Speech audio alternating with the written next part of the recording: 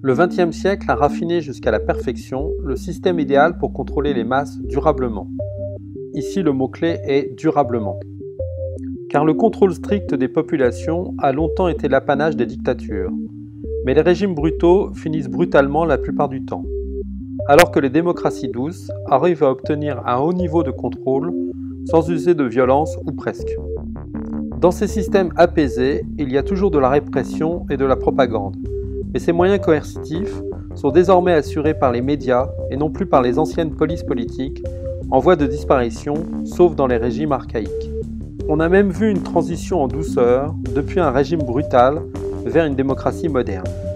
Le régime franquiste, qui dirigeait l'Espagne dans les années 30, a laissé la place à une république moderne, démocratique, tout bien comme ils font en apparence.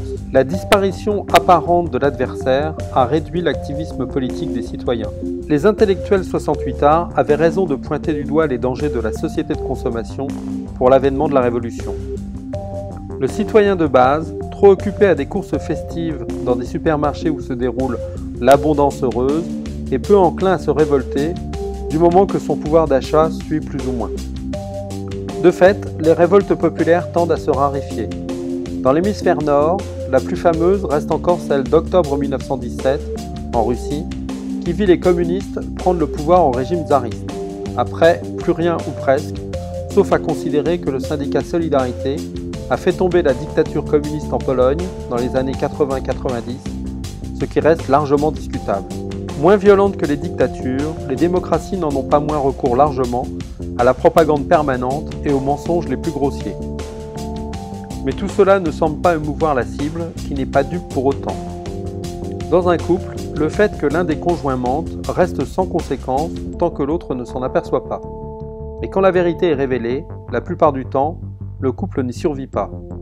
Les démocraties sont plus résilientes. Elles peuvent mentir de façon répétée sans que leur population abusée n'exprime leur colère. Et il ne s'agit pas de petits mensonges.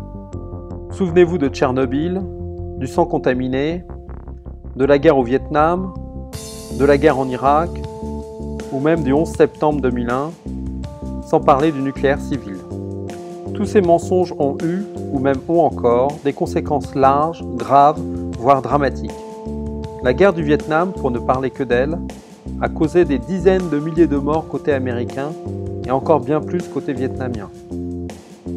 Mais tout cela compte moins aux yeux du peuple qu'une pénurie d'essence en France ou qu'une grève de sportifs aux USA, comme les joueurs de basketball ou de hockey sur glace l'ont fait ces dernières années.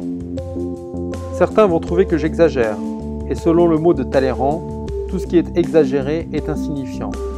Et en fait, j'aimerais bien avoir tort. Ça me redonnerait foi en mon époque, mais quand je vois combien les gens se laissent manipuler, victimes mais consentantes, je me dis qu'il est logique que les méchants en profitent.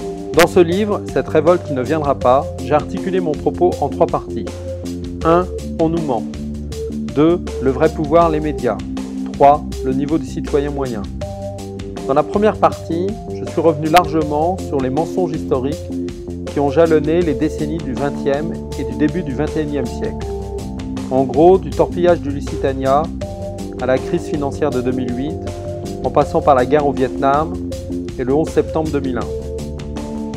Ensuite, j'explique comment les médias dirigent effectivement ce monde en faisant couler en permanence un flot de propagande dans tous leurs programmes et pas seulement dans leurs émissions dites d'information, mais également dans les productions de distraction. Enfin, dernière pièce de ce puzzle et pas la moindre, le niveau moyen du citoyen d'un pays riche. Ce niveau s'effondre progressivement depuis 40 ans, et ce n'est pas par hasard, c'est même orchestré. Avec ces éléments, il devient facile de comprendre pourquoi la prochaine révolte au sein d'une démocratie moderne n'est pas pour demain.